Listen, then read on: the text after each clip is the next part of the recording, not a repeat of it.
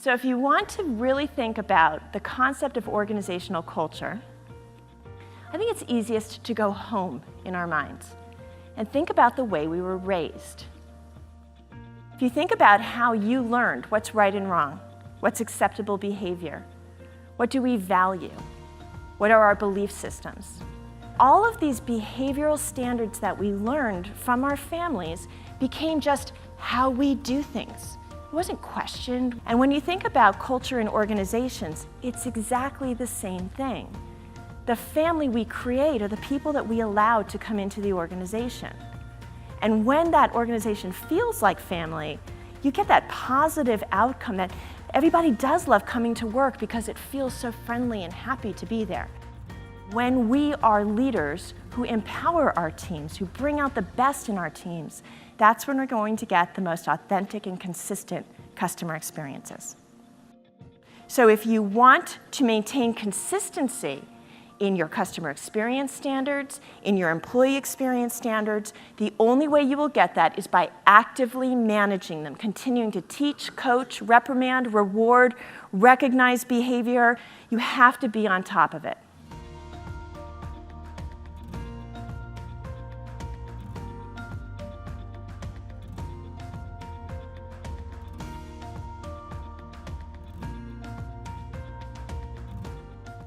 Over and over again, in every organization where I work, I see that leadership makes or breaks a customer experience.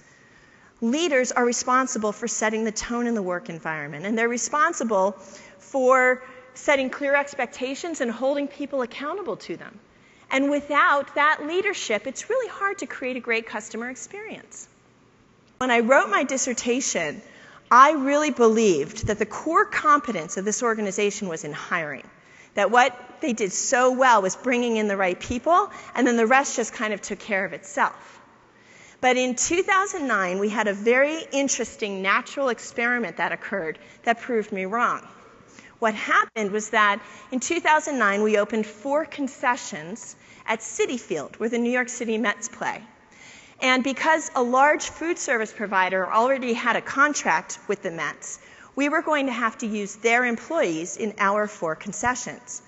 At that time, I was director of culture and learning for Danny's Restaurants, and I was a little freaked out by this idea. And so we went to a meeting with the Mets, and we were able to negotiate 2 outstanding terms. The first was that we would be able to select people from that team who would be assigned to work in our concessions, because surely there were a lot of great people. We wanted to make sure we got them. The second was that we were allowed to hire 4 managers who would be on our payroll.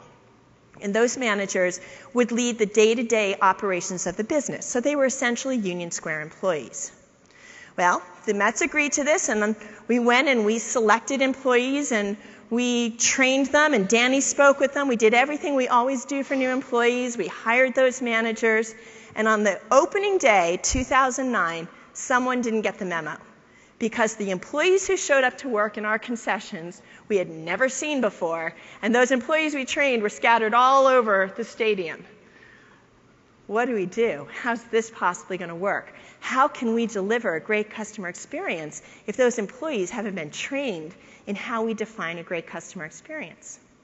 Well, it turns out that those 4 managers created so much enthusiasm and excitement about being part of those concessions. They treated the employees with respect, trusted them, believed in them, and created a work environment where the employees thrived. The managers brought out the best in every one of those team members, and our customer service was the same as it was in any other restaurant of Union Square. And so what we learned from that experience is that the leadership is the most important component. And when you ask the question, how do great teams deliver great customer experiences, the answer really lies there.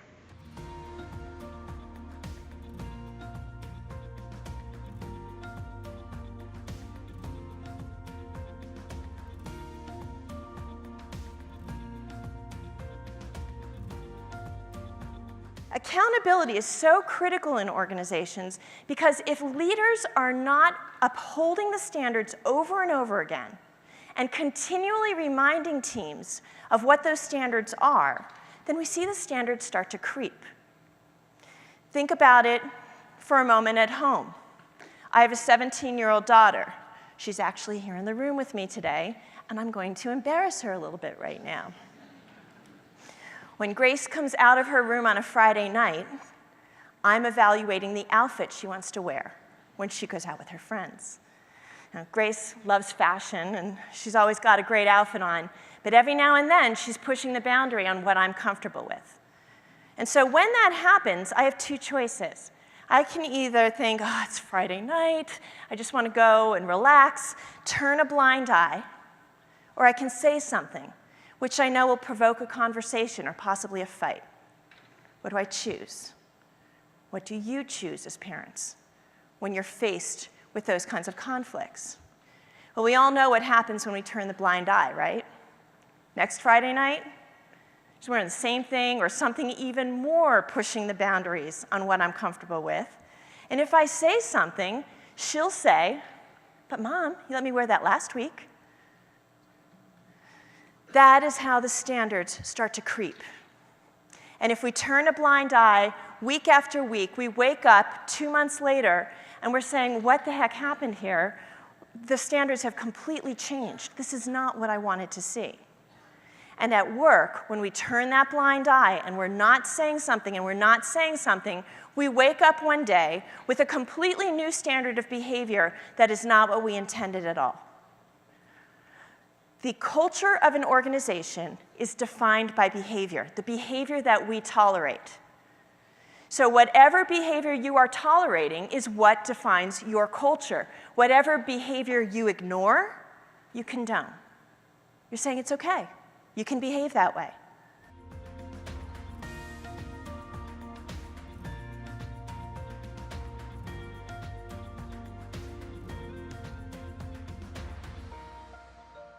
I have 3 seconds left, so if I can share one closing story with you today about the impact that each one of you in this room can have, regardless of your role, regardless of leadership, the impact each one of you can have. I want to share the story with you of Patrick. Patrick was a nurse at one of my clients' locations, a hospital in New York City. This was the orthopedics unit of the hospital. The unit that, I don't know how much you guys have talked to people in different fields of medicine, but I find orthopedics and cardiology always think that they're the best. And that was true here too. They came to a workshop with me and said, we don't need this workshop, we're the best in the hospital. And I said, well, who's the worst in the hospital? And they said, transport. Transport is terrible. When you call transport and ask them to move a patient, they never come. And when they do come, they stand around on their phones and they don't do anything. So I decided to look into this, and I hung around and observed and interviewed people, and I discovered that Patrick was really good at getting transport to come in a heartbeat. So I listened in on some of Patrick's phone calls when he called transport. You can imagine what he did. The phone call would go something like, hey guys, how you doing? What's going on down there? You busy? Really? Oh, I'm sorry. I hate to ask you this when you're already slammed, but I really need to get this patient to MRI. Can you come now? Oh, awesome. And he got transport to come. It was the relationship, right? But even more than that, when Patrick got off the phone, he went into the patient's room, he got their shoes, he got their chart, everything they needed to go to MRI, and he had it all ready so that when transport came in, they could grab the patient and go. I learned through observing that other nurses on the unit were getting off the phone, assuming the worst in transport, that they would never show up, and those nurses might go on break. They weren't there when transport came. Or they might go into another patient's room and not be ready with that patient who needed to be moved. And so what Patrick did so well is he did his job. He got everything ready and made his team members' jobs easier in the process. Before we can point fingers, before we can look at teams and say where those breakdowns are, we really have to look first at those kinds of dynamics and say, are we taking care of each other and making each other's jobs easier? Because only when we're taking care of each other first can we be effective at taking care of our clients. And if you think about it, there's no one in this room who can't be Patrick. There's no one in this room who couldn't get transport to call if you didn't want to. Thank you so much for your time today.